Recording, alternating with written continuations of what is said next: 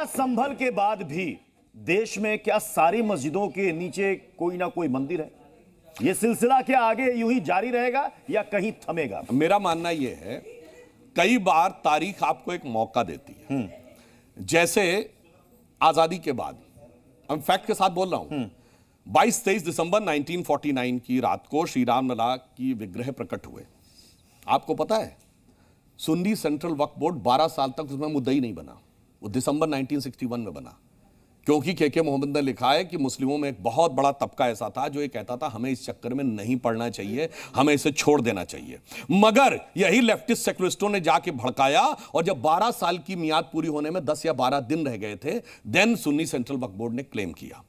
उसके बाद जब 80 का दशक आया, राम मंदिर आंदोलन शुरू हुआ, तब भी मुसलमानों में एक तबका यह था जिसका मानना था कि इस लैंड का हमारे लिए कोई इंपॉर्टेंस नहीं है, हिंदुओं के लिए बहुत इंपॉर्टेंस, छोड़ देना। तब भी यही लेफ्टिस्ट सेकुलरिस्टों ने जाके समझाया कि तुम लड़ो। तो अगर हकीकत में जानते क्या हुआ है, हकीकत में इनकी जो दुर्गति हुई है वो किस कारण से हुई है? इनको समझाया गया सेकुलरिस्टों के द्वारा, अरे हमें तुमसे बड़ी मोहब्बत है, ये बीजेपी आरएसएस को बड़ी अदावत है, और मोहब्बत अदावत की सियासत में ऐसे फंसे कि किसी को किसी की मोहब्बत ने मारा, किसी को किसी की अदावत ने मारा, और शराफत अली को सेकुलर सियासत ने मारा।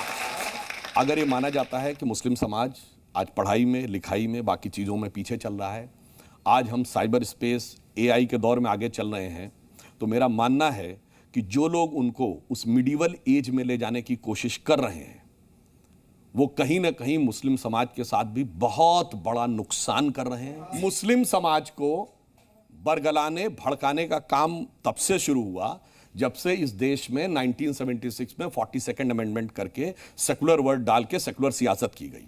इसीलिए प्री 76 और पोस्ट 76 आप देख लीजिए।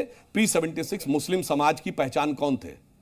उस्ताद बिस्मिल्लाह खां, उस्ताद बड़े गुलाम अली खां, उस्ताद फईउद्दीन डागर, उस्ताद जाकिर हुसैन, और बड़े बड़े शायर शकील बदायूनी, मजरू सुल्तानपुरी, जिगर मुरादाबादी, जोश मलियाबादी, कैफी आजमी। अब मुस्लिम समाज की पहचान मुस्लिम समाज के नेता कहां से जोड़ने लगे? जाकिर नायक शांति का मसीहा है, इशरत जहां बेटी है, अफजल गुरु हारात का मारा है, याकूब मेनन की जुडिशियल किलिंग है, मुख्तार अंसारी, अतीक अहमद, दाऊद इब्राहिम, अबू सलेम, छोटा शकील। प्रॉब्लम क्या है कि जहनियत में यहां प्रॉब्लम आई है, और ये सारा का सारा सेकुलर सियासत ने उनको इस मुकाम पे पहुंचाया है। पढ़ाई में पीछे चले गए, लिखाई में पीछे चले गए, लड़ाई झगड़े में जाके चले गए, और गरीबों गुर्बत और मुफलिसों मजलूमियत के इस दौर में जो मुस्लिम पहुंचा है, इसके लिए सिर्फ और सिर्फ एक ही चीज है, वो सेकुलर जिम्मेदार है, जिसे मैं कहूंगा मरीजे सेकुलर सियासत पे लानत खुदा की, मर्ज बढ़ता गया जो जो दवा की।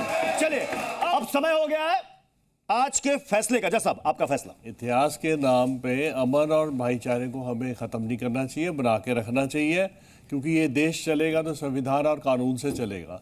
इसलिए अपनी मर्यादा में रहते हुए चलना चाहिए। श्रद्धांशु जी ने काफ़ी बातें की हैं, हम उनका सम्मान करते हैं, मगर इसमें काफ़ी ऐसे टॉपिक हैं जैसे वक्फ बिल वगैरह, इसके लिए हम दोबारा मिलेंगे। धन्यवाद। फिर मुलाकात होगी एक नए मुकदमे के साथ। आप देखते रहिए जी न्यूज़।